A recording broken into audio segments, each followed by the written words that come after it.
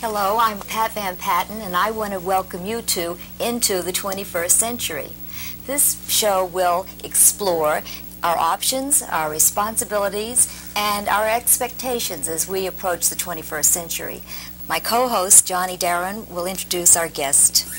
Talking with author and self-described living verb, Buckminster Fuller, and we'll explore that self-profile later on. But as Pat mentioned, we're looking ahead to the 21st century.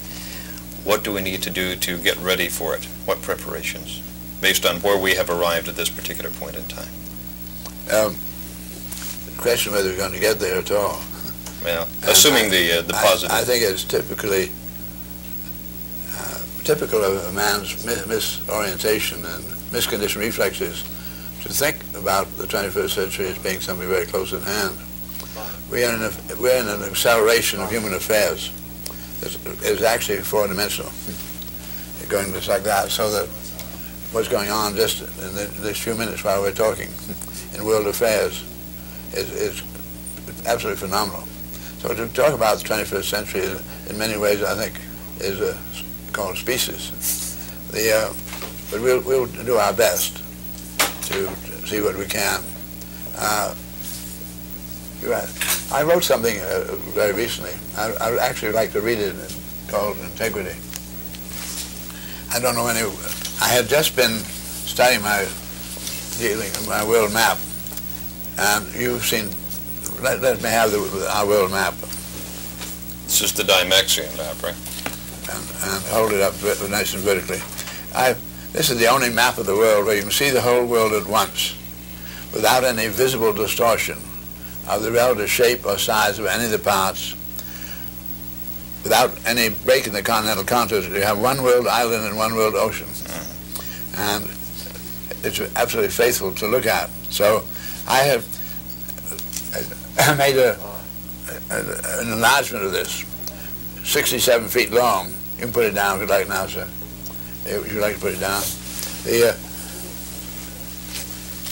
At the University of Colorado, that was something called World Affairs Conference, for their 25th year.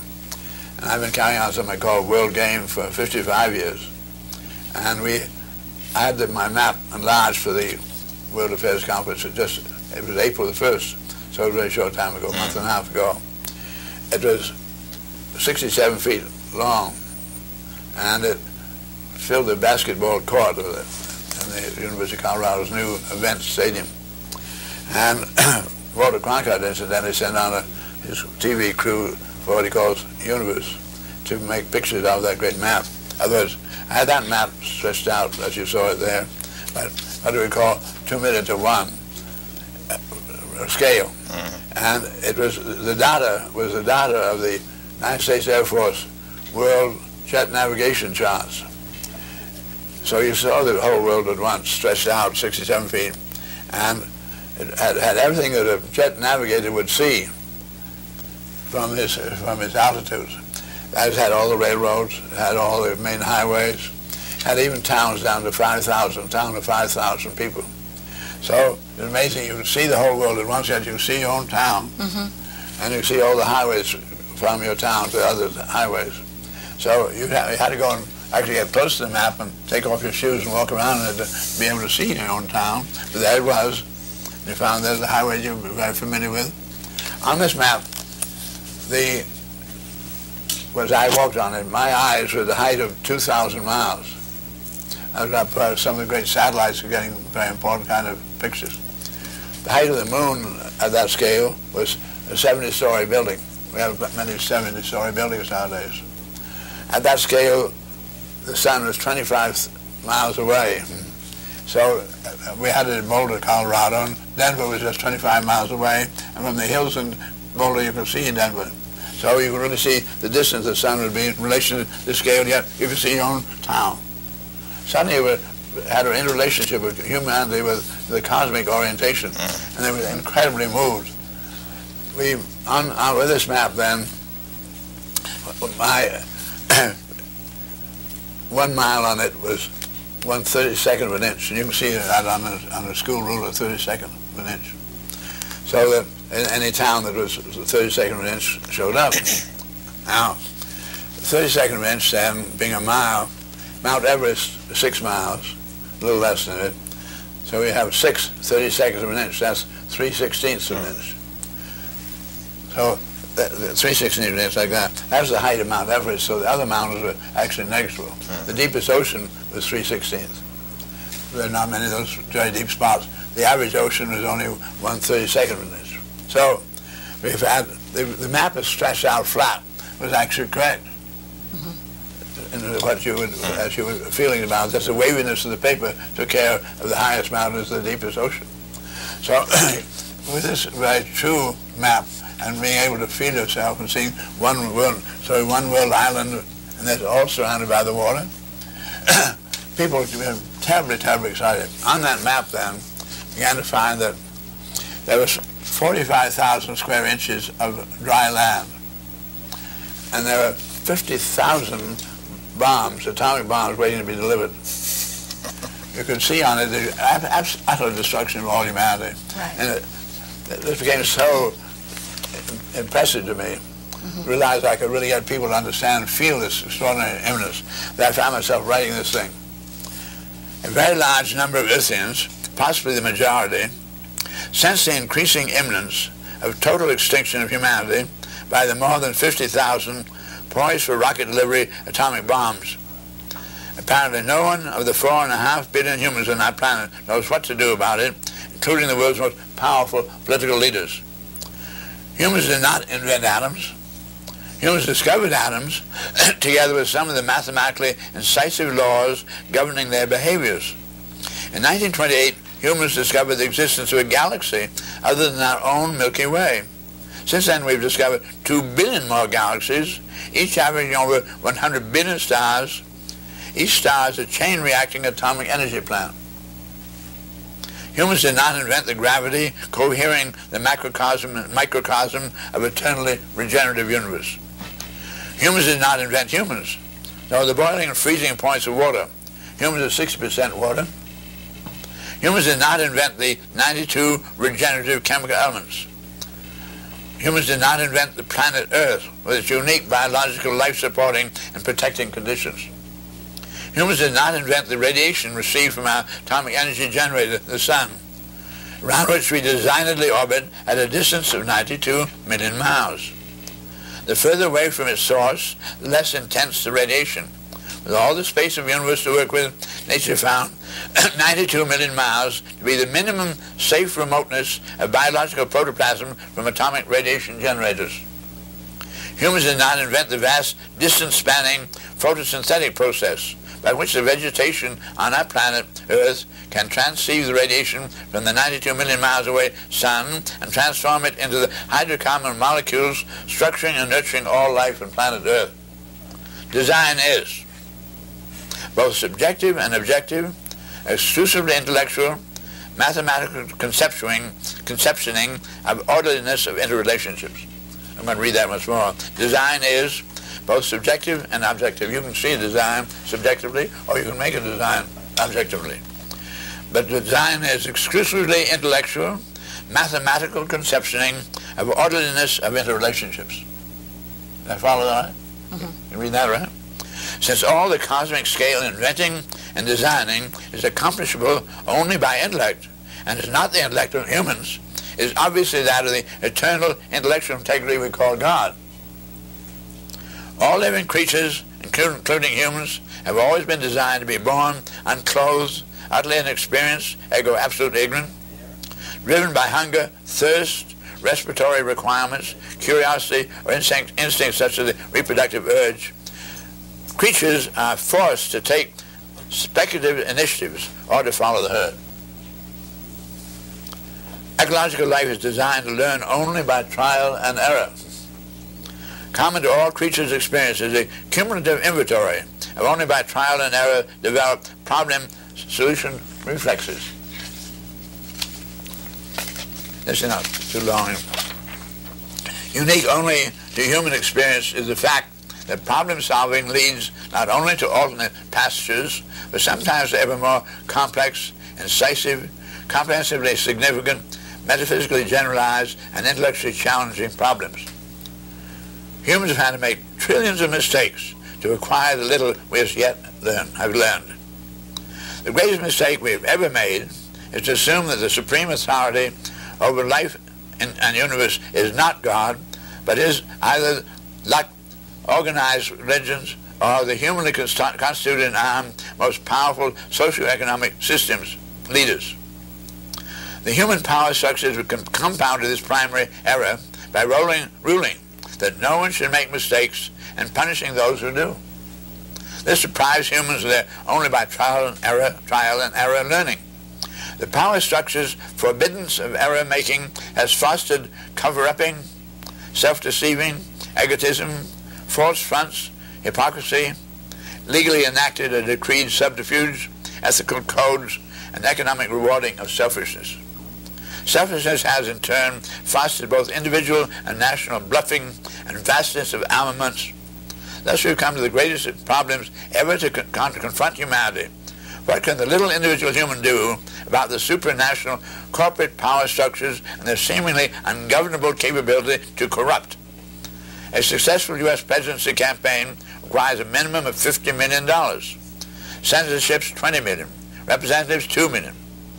Through big business advertising, placement, control of the most powerful media, money can and now has bought control of USA political systems once designed for democracy. Without God, the little individual human could do nothing. However, in addition to brains, God gave humans a mind. Human mind alone has been given access to some of the eternal laws governing physical and metaphysical universe, such as the laws of leverage, mechanical advantage, mathematics, chemistry, electricity, and laws governing gravitational or magnetic interattractiveness, which varies inversely in respect to the second power of distances intervening. Halve the distance and double the interattractiveness as it manifested by the progressive terminal acceleration of earthward traveling bodies, by the final snap together of inter-approach magnets. It is clearly evidence that God must have included humans in the design of the universe for very important reasons, else we would not have been given exclusive, objective use access to some of the eternal laws governing the physical and metaphysical universe. Employing those principles, humans have been able to illumine the nights of all humanity with electricity, to intercommunicate them with telephones, and integrate their daily lives, the remotest from one another, humans with the airplane. As a consequence of humans' minds solving problems with technology, within only the last three-quarters of a century of our multi-millions of years' presence on planet Earth, the technical design initiatives have succeeded in advancing the standard of living of the majority of humanity to a level unknown, undreamt of by any pre-20th century potentate.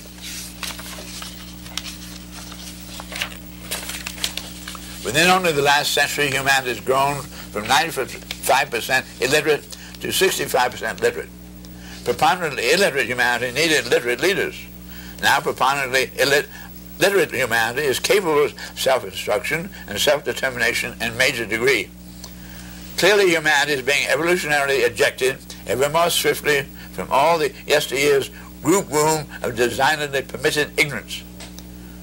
Regarding the power structures as yet supported Scripture's legend of woman emanating from a man's rib, there is no sustaining experiential evidence.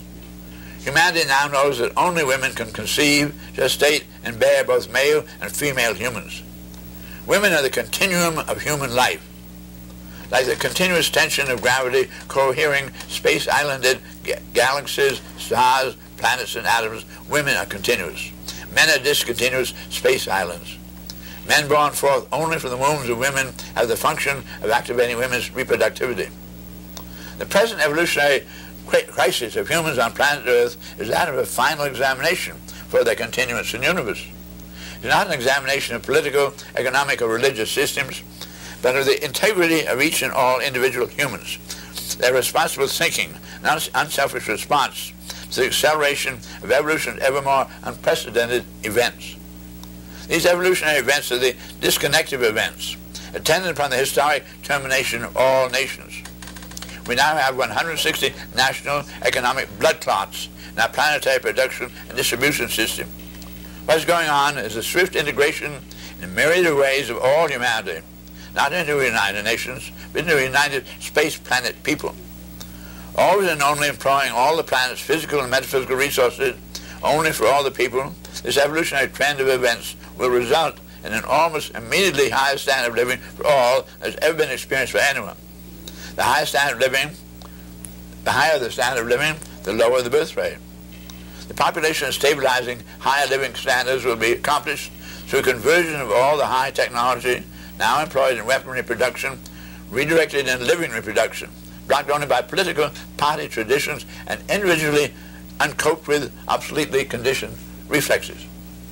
For instances of our persistently misinformed conditioned reflexes, we have the failure popularly to recognize the now scientifically proven fact there are no different races or classes of humans, or failure to recognize technological obsolescence of the world around, politically assumed Malthus Darwin assumption of inherent planetary inadequacy of life support, ergo survival only of the fittest, or failure to ratify ERA, the Equal Rights for Women Amendment, by thus far in history most crossbred world people's democracy in the USA, all with ample food production for all Earthians, the tolerating of marketing systems which result in 75,000 humans dying of starvation each and every one of the 365 days of each year.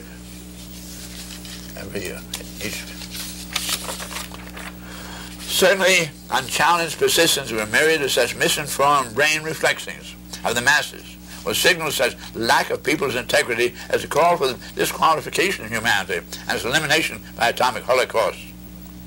You may feel helpless about stopping the bomb. To you, the connection between Equal Rights Amendment and the atomic holocaust may at first seem remote. I'm confident that what I'm saying is true. The Holocaust can be prevented only by individual humans demonstrating uncompromising integrity in all matters, thus qualifying us for continuance in the semi-divine designing initiative bestowed upon us in the gift of our mind. That's a responsibility we have here today. One would ask immediately, with talking about the acceleration factor, are we still in control as we speak now, or is it too late? It's never too late. Never too late for the truth. And how does each person take the initiative? It would have to be a different scale. You don't have to take an initiative. Just really, as things happen to you, so simply say, what am I witnessing? What am I experiencing? Mm-hmm. What is the truth? What is its significance? Certainly, all around the world, I've been around 48 times, and I meet with the audiences, large audiences. I've averaged in the last 25 years, about every 4 days, I have an audience with 1,000 people out there. I don't have the big audience that you have on the TV, but I do get on TV really quite often. So I've been meeting with the world for a long, long time. And I find there's a young world everywhere around the world. There's a young world of so-called old people, too, who are really realizing they're only interested in all humanity. They're not interested in nations anymore. That was fine when you were remote. You found a place where you could keep life going and you guarded yourself. Mm-hmm. But that's all that phase of humanity is through, of history and evolution. So that the big thing is, you don't have to go out and do something big, but just have the courage to really go along with the truth to know it. And one of the truths right now is that all humanity is against having those bombs. How can they get this to your political leaders who are operating on great power structures of this great corporation? You meet the presidents, the vice presidents of these great corporations, and find excellent human beings. But they're told by their lawyer that they're there not for altruistic purposes, but to make money for the stockholders. So they override the goodness in the humanity itself. I think acquiring credit is something very logical. Old Henry Ford was inspired by the need of the farmer to be able to get to the market and to get things back home to the market. And he was inspired to produce those automobiles and produce them for $500. And he found that a lot of people who thought that he had a good idea and they put up some money for it, but they weren't interested in making money with the money. And when they began to talk to them that way, he had to pay them something like $1 million to buy their shares, but he bought them all. So he could really be committed to producing something for humanity.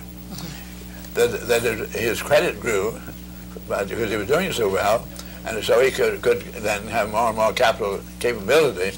But the money and the amount of it was purely incidental to producing a service. because he simply was more and more involved with the technology and the knowledge of humanity. His son didn't understand that, Edsel. And his son and his grandson got over the money game again, how to make money for stockholders. So I find that this invention by humans of the phenomenon of corporation itself is not something that was ordained by God. It was not part of the universe. It was artificial.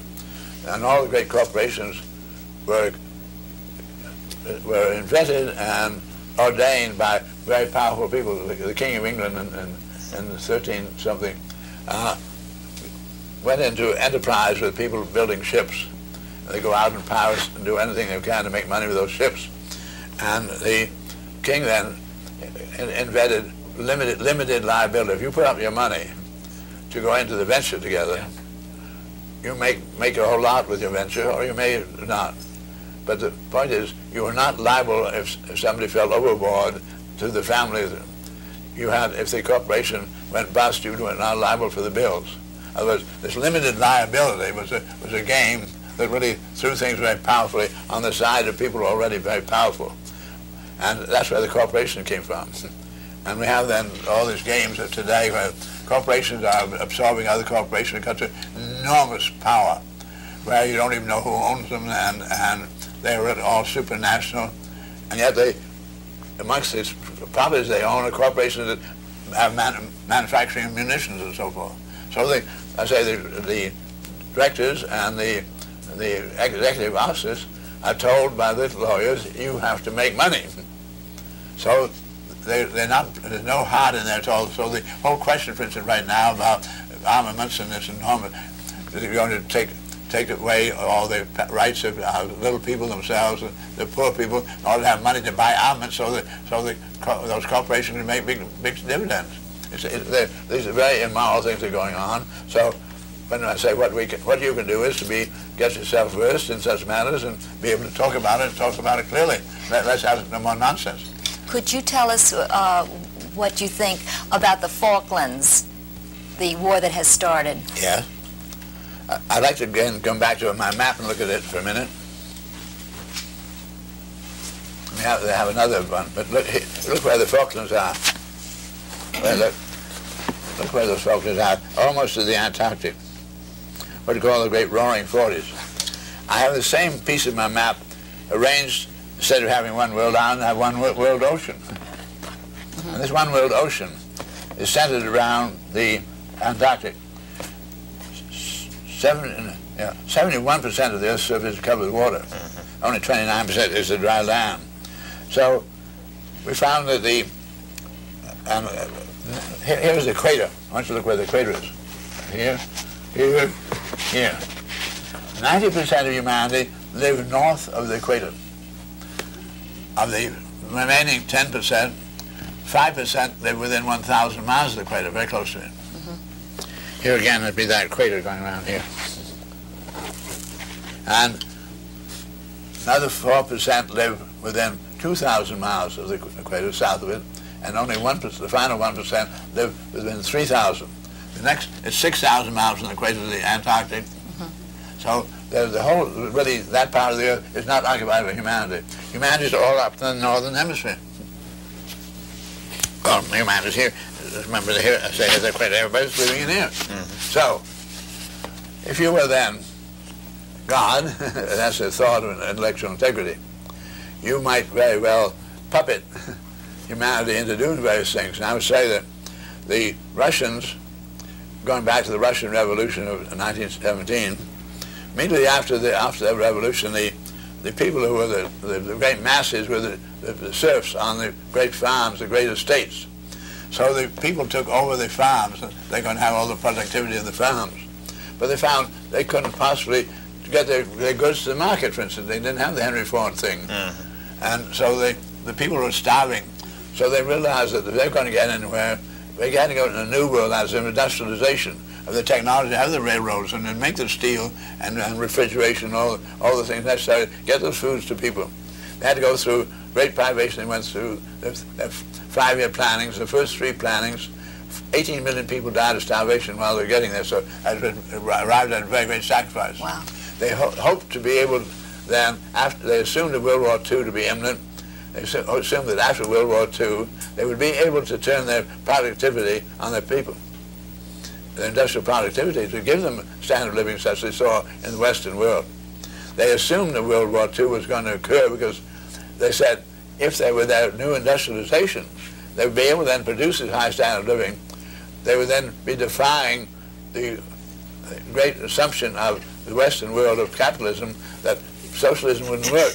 But suddenly they could see that it would work to do that industrial. So there was then this war, World War II, and it was turned against the Russians, the great trickery of Hitler seeming to be their ally, getting all the way up into and then turning against them.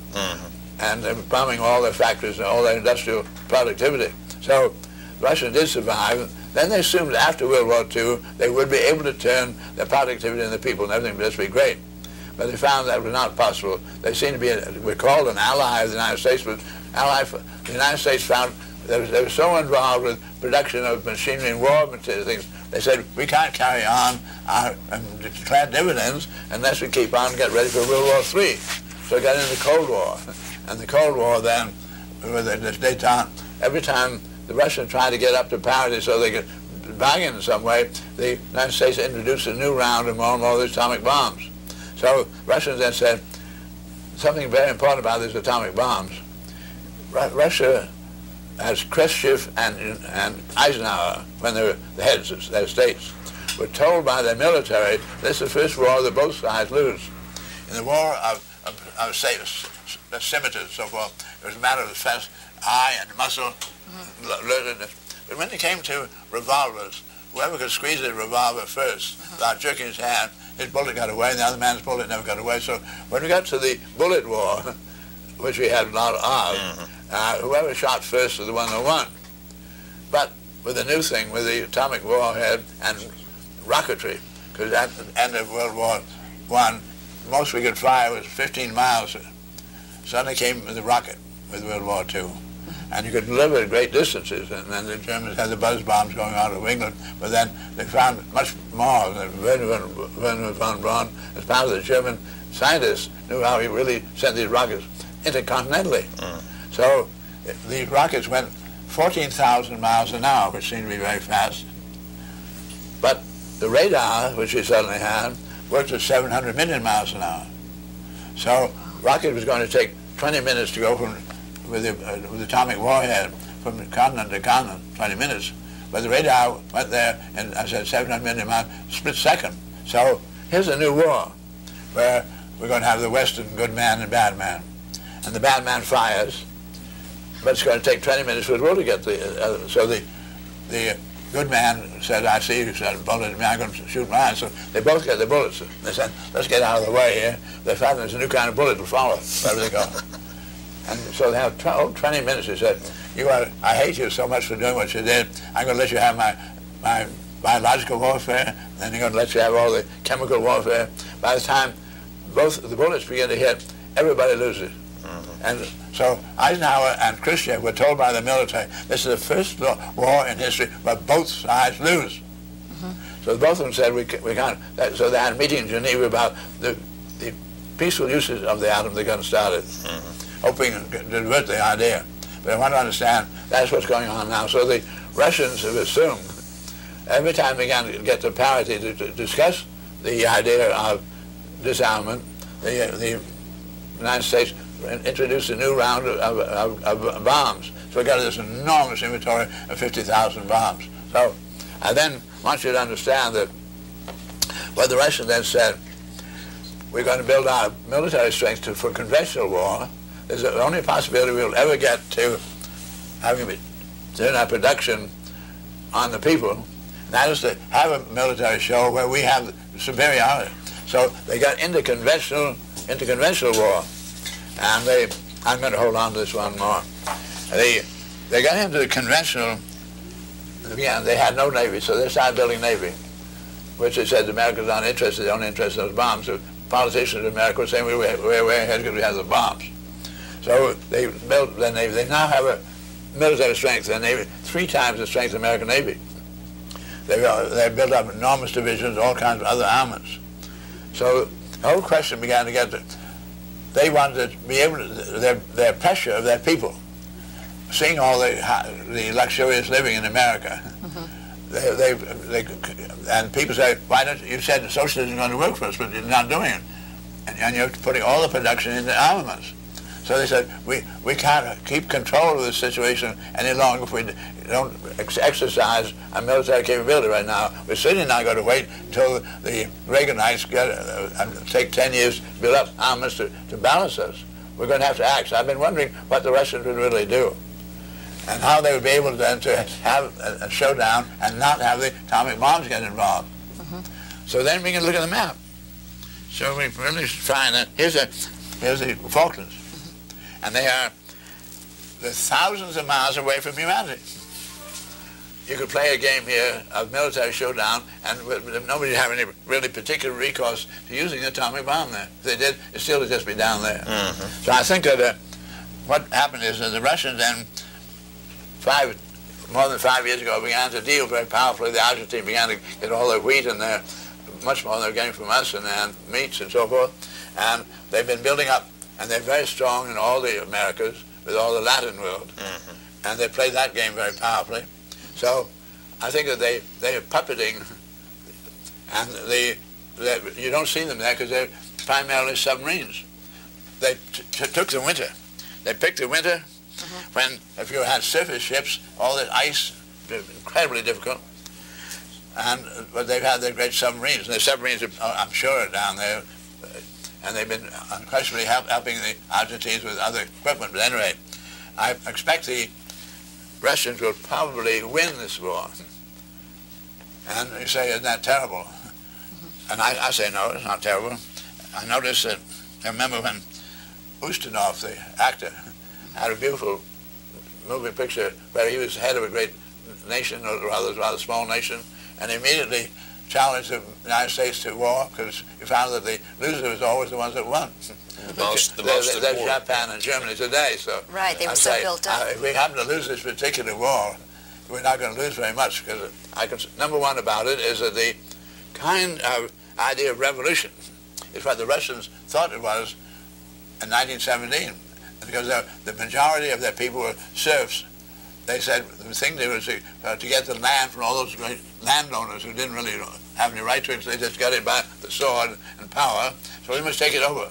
And you find that same idea of land reforms in China, in Mexico, wherever there have been revolutions or people's revolutions, want to get the land. Then they get out of the land, they find it doesn't do anything, because it's again the same problem Henry Ford saw, how to get the things to market, how to get them to the people. Industrialization is a big story, and that's why Russia did have to get into the 5-year plans. Now, I see then that people then think about revolutions as revengefully pulling the top few fortunate down to lower. But what's going on is this technological revolution, which is, if you give up all your technology going into armaments, you'll have it available to lift everybody to a higher standard of living than anyone's ever known. It can be done within 10 years. Do you think that's possible, that the powers of the world will come together and do that? I don't think powers of the world are going to come together. I think it's happening by what I said, by Russia taking the upper hand militarily and saying, we're going to have disarmament. Because they'll insist on everybody giving up. They'll keep a little more than the others, always have an upper hand, while they then turn their productivity on the people. Otherwise, they can't hold together. That's what Poland's all about and so forth. There are a lot who would say, now you're advocating socialism. How do you remain apolitical in that, so that you qualify it as a humanitarian view rather than a political view? Trying to understand what God is doing. Try to look at it evolutionarily. I'm sure that when we now, I spoke about discovering 2 billion more galaxies and 100 billion stars each. I'm sure those people, if there are any people out there, they're not interested in Republicans and Democrats in a little planet called Earth and the solar system. So that I think it's absolute nonsense. I'm giving you my feeling about politics, simply power structure all the time. Who gets the power? And I'm not interested in power structure. I'm interested in total humanity. And because I'm interested only in total humanity, I don't have good and bad people, because I told you we learn to learn by trial and error. So when people make a mistake, I don't say they're wrong. In fact, you've never learned anything. If I know anything and you ask me questions, because I've really made more mistakes than anybody I know, and I've been really, the one discipline I have is to really be sure, I say this integrity, don't kid yourself. You made a mistake. Your judgment is wrong. say so clearly and uncover what really is, because you're pretending to something, pretending yourself. So I live really very much on the truth, and I have anything to say to you that comes out from that which I'm then saying. If all humanity doesn't begin to behave in that kind of way, going along with the truth, whatever it may be, we're not going to get there. Many of the established religions and the educational institutions seem to stifle creative thinking in that they demand some degree of blind faith, and that they mandate no mistakes if not possible. So this is contradictory to what you're advocating. How does one overcome that? How does somebody begin to adjust their life to think for themselves rather than following what has been predetermined? I wrote a book called Synergetics, Mathematics of Nature, and I put at the beginning of it, dare to be naive. If you see something that looks different from what they taught you at school, pay attention to it. I'd like to get into, for instance, the fact that I was asked in 1953 to give the monthly discourse to the members of the faculty club at Massachusetts Institute of Technology. And when I came, there were about 200 distinguished scientists there. I said, would anybody in this room who doesn't see the sun going down in the evening, please show their hands? There were no hands. I said, I'm absolutely shocked to be dealing with such ignorant people. You've known for 500 years the sun is not going down. The earth is revolving to obscure the sun. And you call yourself scientists, and you call yourself teachers and professors, and you tell your own child, look down, the sun going down. Yeah. So that we consider it practical to misinform or to keep on with the misinformation seems to me very shocking. The words up and down have no meaning. And I'm sure every audience I've ever come to is still linked with it. And where do we get to those words? We got it from the time when the great Roman Empire was building up. After Alexander the Great, the next big power structure moved to the little bit to the west, from Greece to Italy. And the great Roman Empire found that the people were not being very impressed by their military power. They found then that the people, life was so miserable. The people were interested in the priests and the religion about getting into the next world, where you're going to have things great, that this world was simply a trial. So we have the Roman emperors putting people in the Colosseum with the lions. They said, Mr. Pope, you're going to hell, we're going to heaven. So let the lions come on. We get the words up and down because though there was four really very great Greek scientists in the 400 BC to 200 BC who really discovered quite clearly that we were in the solar system. They were able to describe it. We got Eratosthenes in 200 BC measuring the circumference of the Earth to a very fine degree. In 200 BC there were globes. The Roman emperors finding that people not being impressed and kowtowing to them disliked this very much, so they destroyed the great library at Alexandria with information like that, and they said, listen people, we have an appointment through the Son of God. We have it perfectly set up that we're the authorities on your getting into heaven. And you've got to pay attention to them. And so they were able to amalgamate the military power and the religious power. And they said, obviously, we can't have a solar system because we're the planet, we're the head of the universe. We're representing God here. And so we have a nice flat Earth going to infinity out here, and the sun is going around us. And if we're on a flat Earth going to infinity, then all the perpendiculars to it are parallel to each other. Each tree is parallel to the other tree. All the people standing there, obviously parallel to each other. So if you have only perpendicular and parallel, you have only two directions, you go up and down. And they said, we control the up traffic, and you have to confess this every day, or you're going down. So they controlled ascension into heaven, so the idea of ascent into heaven, the heaven is up, was very powerful in people. But if you find we're on the sphere, then you find each of the perpendiculars, tree, go over here, and keep pointing. None of them are parallel to each other. Right. They're diverging. So the words up and down are wrong. I heard the President of the United States congratulate the astronauts on getting up to the moon. And they spoke to it on the TV when they did it, of being up here on the moon.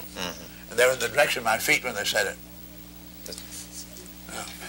We find they only got to the moon by virtue of the instruments that were focused on the sun and other stars and angulation and control. When the world's mathematicians tried to calculate sending the first of our rocketry into the moon. They missed it by some over 100,000 miles. In other words, our mathematical capability is very, very awry, and we only got there by, say, on light-controlled instruments focused on the sun and other stars. Now, what do we do? The first question I say, what words should I use? And the words are in and out. The aviators learned long ago they were not going up and down. They're going to come in for a landing, and they go out. So in is always point-toable. You can go into the moon, go into the sun. Out is any direction. You go in to go out on the other side. Out is all directions, and in is specific. Really quite different, yeah. Now, you get in electronics and begin to tune in. You tune in the program, okay? And then or you tune it out. But the fact that it isn't tuned in doesn't mean it doesn't exist. Right. This gives you a entirely new idea about life. For instance, we used to have in the old up and down world, you had things and you had space. So we either in the space we run into the thing. Now we have what you call tuned in and tuned out. And because it's not tuned in doesn't mean it doesn't exist. I'm going to get quite a different idea about life and death here. I wanted to ask you what you felt about it. That, yeah. So that I find the minute you take the trouble to say, I'm going instairs and outstairs, though it sounds rather awkward for a few days, you begin to just get into the world as it really is, where we have discovered these invisible electromagnetic waves. Well, when you say death, then what, you don't mean out of here? I mean you're not tuned in. You're not tuned in. Because how do we live? No human being has ever seen outside himself. You see little children going around touching everything. Say, why does that child have to touch things? All of our seeing is in our imagination inside our brain. But they get information through the optical system that something's out there, so they go around touching it. By the time you get to be your age, you now assume that you do see it outside. So you think you see me sitting over here. You're not seeing me over here. You're seeing me in your brain. Very important to realize we only live and exist in our brains here. So whatever living is, there's somebody else other than yourself who knows of you. Life begins with awareness, and no otherness, there's no awareness. So our awareness of the otherness is where we live then. You begin to meet me here today, I meet you. You're from now on, if I remember your name, I'm remembering you. Very often at age 87 that I am, I write to old friends. I get a letter back from their wife saying, you didn't know it, but Frank died. I write back and I said, obviously we live in here, and Frank was absolutely alive, or I wouldn't have written to him. He's still alive as far as I'm concerned. And as long as anybody remembers you, you're going to be alive, I assure you. That's where you live. Very important to realize that we're not the physical flesh. There was something humanity got up as a mental game called, what do you call, the things were animate or inanimate. They said the inanimate cold metal here and the animate warm soft flesh. And so that used to be sort of a major question, but both were physical. So within the world of physical, we got gradually into something called botany and biology. We got into chemistries and so forth, but we said quite clearly the biology was all animate. The nice warm people, or the nice kind of soft flowers, yeah, stems of the daisy or whatever it might be. So then not so long ago, we got to get into something called genetics, and learning how then to develop special corn to grow and so forth. We got into genetics. Then later on, we got into chromosomes, and began to have enormous amount of research work being done by scientists on fruit flies, because they regenerated very rapidly. They hope they could tell from generation to generation what some of the genetic controls, some of the chromosomes are made of blue eyes, whatever it might be. Then they discovered that the tobacco mosaic virus regenerated much more rapidly than the fruit fly. So this brought about our going into the virology began there. And within the world of the virology, we began to then discover that DNA, RNA, angular design controls. And then those scientists in that world, there were no virologists a century ago. This is a completely new world. And it consists of physicists and mathematicians and biologists and geneticists and so forth. They're also busy and excited with it. None of them have been looking at what the physical qualities are, because you can say everything about DNA and RNA can be called crystallography. Everything about you today, physically, you are entirely atoms, and the atoms are completely inanimate. So what is inanimate is getting clearer and clearer, but what is animate is getting less and less clear, but because it started with biology, which was considered to be animate, it's been confusing the whole thing. We now know that young medical scientists have, time and again, when somebody was dying, they've been perfectly willing to have their bed on a scale, and they just thought at first that they was losing some weight. It turned out to be some actually identifiable water or some air in the lungs. So today we know that whatever life is doesn't weigh anything. In other words, it weighs nothing. It is absolutely. So early in the century, our physicists said that everything that is physical is energy. Energy is associative with matter or dissociative with radiation, but anything that's physical will move a needle, either electromagnetically or gravitationally. So whatever life is, it doesn't move any needles. In other words, what was not physical was metaphysical. So whatever we are is quite clearly metaphysical. At 87, I've now eaten, drunk, and breathed in over 350 tons of food, air, and water, which became temporarily my skin, my hair brushed off. There was a time when I took off 70 pounds. I said, "Who's that? Here I am." I'm obviously not what it took. I'm not the flesh. No. So I'd like to get. We're going to have to straighten ourselves out on this very, very greatly. But whatever we are, it's really absolutely pure principle, and very beautifully expressible principles. Do we regenerate then after we rid ourselves of the body? Is there a life after death as you see it? Not the conventional concept, but do you see it? I can see that it's in the record. We've been putting in new hearts. I just got a new hip, incidentally. Works great. And we put in new hearts, you can put anything. So inasmuch as we are not the physical, we can substitute the physical. Right, but in your... And if it seems to, I say, we're here in the universe for some very important reason. We've not been given minds. And we're at this point of final examination of whether we're qualified to carry on in that kind of a world where we can substitute the physical. We're not the physical. Where the metaphysical can decide whether it's a good piece of equipment. We're here for information gathering, local problem solving, and support of the integrity of an eternally regenerative universe. We're here for this big thing, so that I say that I feel very, very strongly about understanding principles. There were many times I've been told by scholars that if I ever met a certain professor at Yale, he would be able to blow my theories to smithereens.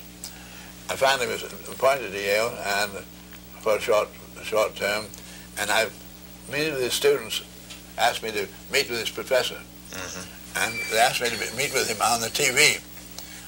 Luckily, they were going to make just a tape recording of it in advance. So I did meet with him at the TV station, and they sat us down opposite sides of a very powerful big wooden table. This professor, when they said it's time to go, he pounded the table like I said, "Don't tell me this table isn't solid." And I said, "How can you see me over here and challenge me in that kind of way? You got glasses. How can you see me through those solid glasses?" Good point. The point is that that's a good point. This is a group of atoms. It's a complex of atoms, and if you want to, you can have a airplane propeller blade, and you have the propeller going around so fast you can't see it. Right. But if you take a machine gun and time it mechanically with the propeller, you can shoot through between the blades. Which is what they did in World War I. It's a matter of time, yeah. So we have then, if I had a number of these propeller blades, and then I see the light then is going through, and it's going through 186,000 miles a second. Moves so fast that it doesn't get hit. But then we make it a little thicker, so it just tips it a little bit and changes the angle. That's how you make correction in your glasses. Then we're seeing in pure principle. This is when I talk to at high frequency is simply pure principle. Do you talk to theologians about the metaphysical and find that they don't agree with that because they cling to traditional concepts? I don't really have any time, spending any time having sort of debates with people like that. I try to discover what I am experiencing, and I put it down on paper, and it must be experiential, and that's the way I operate. I still don't quite understand. Do you feel that when you die, for instance, do you have any concept of what might happen to each person's soul? I don't ever kid myself. I don't know, and you don't know. No. But I'm really fascinated with the fact that if I'm weightless, and it's not physical, so I'm just not locally present. But whatever I've been able to use my mind for that works, that will probably be better in various kind of ways. May I have the 10 segway structure? I want you to see something with me in pure principle. When I got into how we could develop environment controls and doing more with less for humanity, so that sometimes you might do so much so little you could take care of everybody, I got into realizing that all of our structuring, all of engineering is predicated on having marble blocks on marble blocks and stone to stone, compression to compression. We didn't get into tension of steel until 1851. Then we got our Brooklyn Bridge in 1883.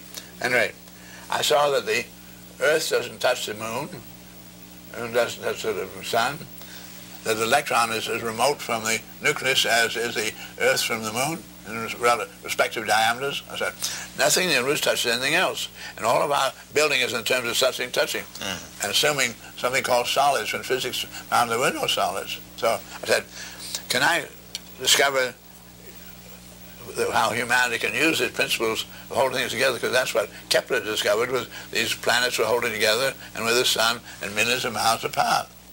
And they're holding together, there's something invisible in tension. So I realized that when we made the wire wheel, we did connect the rim with the hub just in tension. It took a minimum of 12 spokes to do it. So I said, I think, can I get into omni, instead of just being in a plane like a wheel, can I get it omnidirectional? So this is what I have here. This is, if you get rid of that water, it'd be very, very good. Sure. I'm going to just drop this. I like to I mean, let's see, this is like a basketball. It just bounces. Oh, yeah. Now, it distributes all its loads. You're seeing a lot of sticks, and the sticks, no stick touches another. The sticks are like the bricks. They're held together simply by what you call a Dacron thread, which we use for cleaning our teeth. But no thread is slack. Everything is all pulling. So when I drop it like that, it distributes the loads through the whole thing. It's like a basketball. It's exactly like a basketball. Put air into a basketball, pump it in, and it gets hotter and hotter. It gets a little hot. But what the molecules of atmosphere you're putting in of air do not go to the center and explode outwardly like that and be vibrating like that. What they do is go in and go caroming around. They're trying to get out, so they hit the skin here and then keep bouncing around. In engineering, we have something called every action has a reaction. I want you to think of two swimmers getting into a long, big swimming tank. They start at opposite ends. They get to the middle of the tank. They double up their knees, put their feet against each other, and shove off from each other. They get the same shove off they would from a wall. So each one of these is a molecule of gas, two of them, shoving in opposite directions. One goes this way, and then they go caroming around, hitting the skin, pushing the skin out. And the skin is in tension, but they're trying to go straight. But they're not going in and out like that, going around, cascading around, or rather, caroming around. So now you begin to see what you're looking at. Each one of these is simply a model of the molecules of gas going in the two directions, hitting the skin. So the skin is trying to bring them in, and they're trying to get out.